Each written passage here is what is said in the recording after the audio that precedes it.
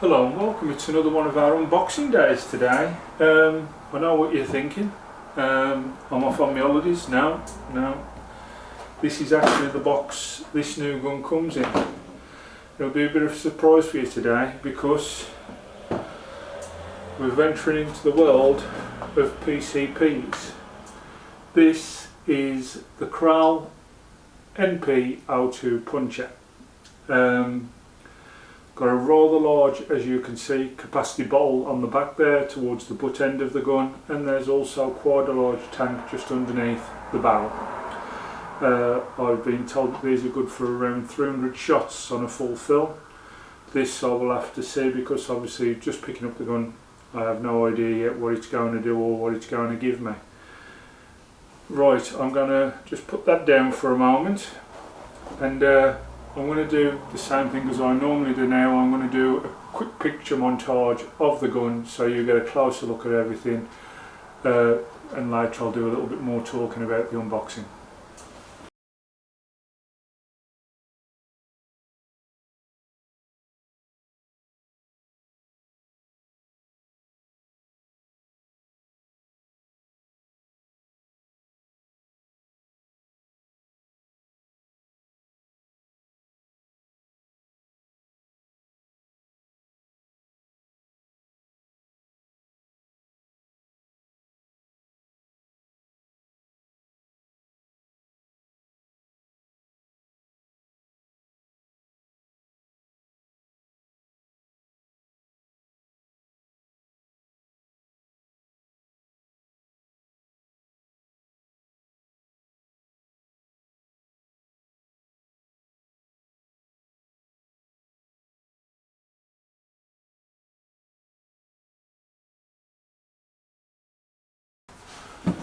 Okay then, a quick photo montage there to get you familiarised with the gun.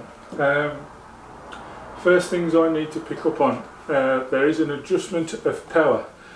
You may see I took a photo earlier on to show you this. This dial here, that can dial the power up or down. If you're doing something at close quarters, ideal really, but if you're, you just need a normal shoot, you may as well just leave it at full power. But that option is there. We have a safety here, which is a click forward for fire, click back for safe. The cocking arm is on the left hand side, which may not suit everybody, because usually as you think about it, you'd like that, you'd prefer the cocking arm here to your right. It's on the left on this. It may put a few people off. Personally, it's not bothered me yet. One thing I have been told with this gun is it's got quite a bark. And I'll lead you into the reason how this became me having this gun. As you know, I'm not really a PCP person, but I was asked by a friend of ours at Sandwell Field Sports if I'd review the new Give It silencer. Now, this gun not coming with a silencer, it was ideal to test the Give It, and that'll be coming in a later date when I do a review with the Give It silencer. There's an adjustable butt pad there. You can lift it and take it up or down as where you find comfortable. There's two magazines come with the gun. They're 12-shot magazines in 2.2 and 14 in 1.77. The scope I'm using is actually a Stoger scope for now, until I possibly put something a little bit better on. The tank on this can be pressured up to 200 bar, or 2,900 psi, whichever one you wish to do by. It's got a lovely walnut stock with plenty of stippling, two-stage trigger. I think all in all with the two tanks, I think I was told it's something, I think it's over 400 cc's of tank there you've got, so it's quite a big tank, and as I say, I've been told over 300 shots. Don't know yet, not really used it. I'll just do a quick display. This is, I'll dry fire it. This is the bark off it with the standard fitted nozzle on the end. As you can hear, that's quite a bark for a PCP. And now if I can just reach down. This is the silencer that I've been asked to review, and you'll see the change it makes to this gun. This is Sandwell Field Sports Give It, made in the Black Country. That's why, because I'm a Black Country lad, that's why they've asked me to review this, and I was quite happy to be fair. Anything that I can do to support local industry and local trade, I will. I love reviewing things anyway, so obviously when this came in, ideal for me. Now listen to the difference. Isn't that some difference? So a Black Country born and made silencer that actually sounds like it does the business, which I'm really proud of, to be fair, to be part of it and to be really reviewing it. As I say, that will come at a later date, but I will be taking this off and I will be using the silencer with this gun. Anyway, what else do you get in the box? Well, you've seen it come in a really nice blow moulded case, very nice. It also can be wheeled around, would you believe, and that's all in with part of the deal with the gun. These guns are around £350 at the moment. Sandwell Field Sports do them at £325, but they're standardly around in your local gun dealers for around £350. Right, what else do we get in the box with the gun? Well, I've packed everything up here into a little bag so I can't lose anything, because there's a lot of little bits and pieces in there. First of all, you've got your manual, and luckily enough I won't need to put this through the dyno, because the dyno results have come through with the gun, and apparently over the test session when they test fired this, it was doing between the maximum, I think there is 11.59 foot-pounds, and to the lowest, which was 11.35 foot-pounds.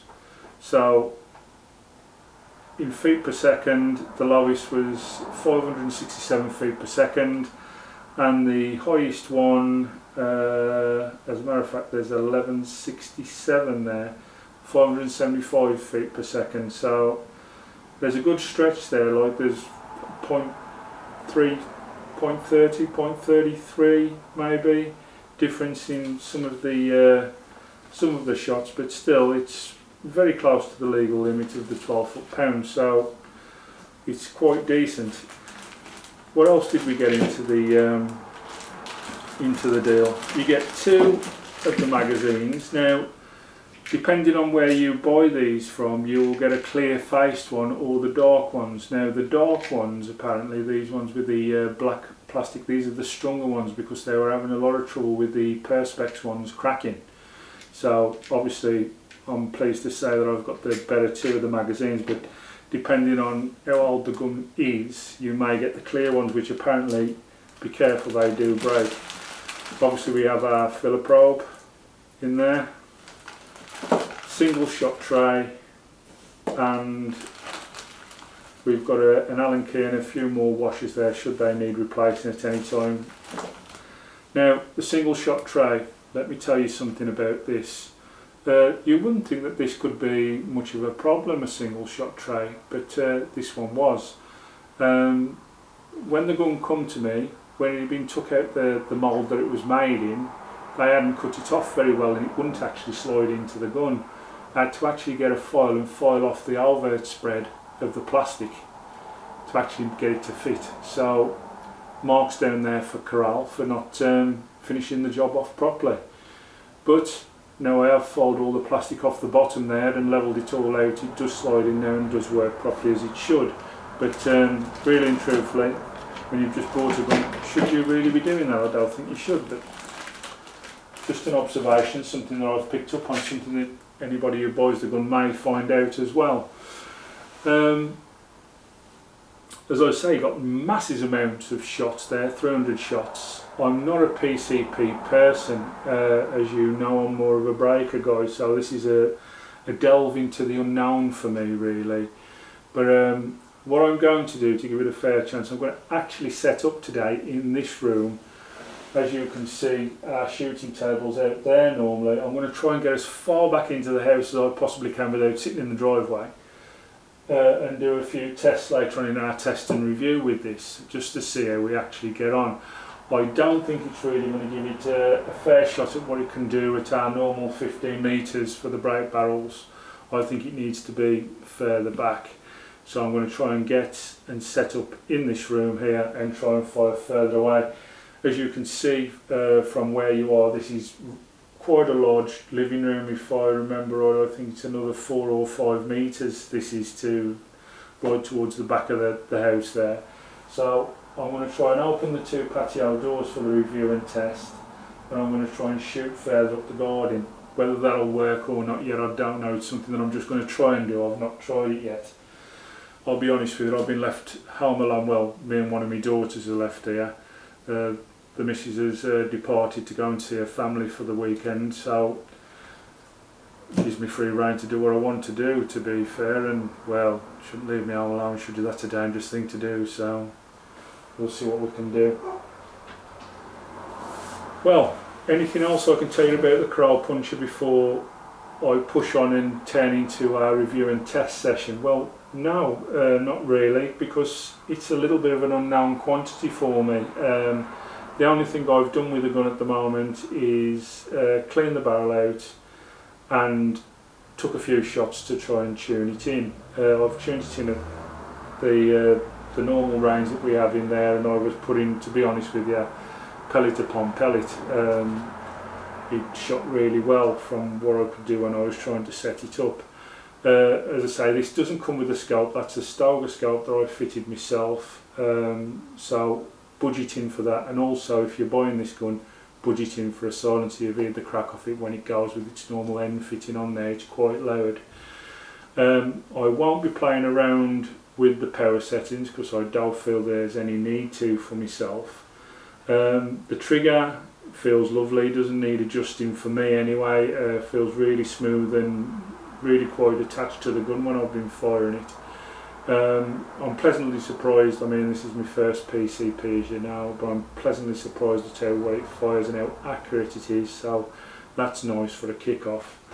But yeah, until I actually get it out there and review and test it, I'm not going to really know what this is going to do, but I'm sure you're all looking forward to that, and I'll see you in the next episode for the review and test. This is my audience today. As you can see, they're riveted, they're all asleep, but there you go. You can't excite everybody, I suppose. Thank you all for listening in anyway. That's been our unboxing ceremony of the Kral MPO2 puncher, and we'll move on now to the test and review section. Thank you.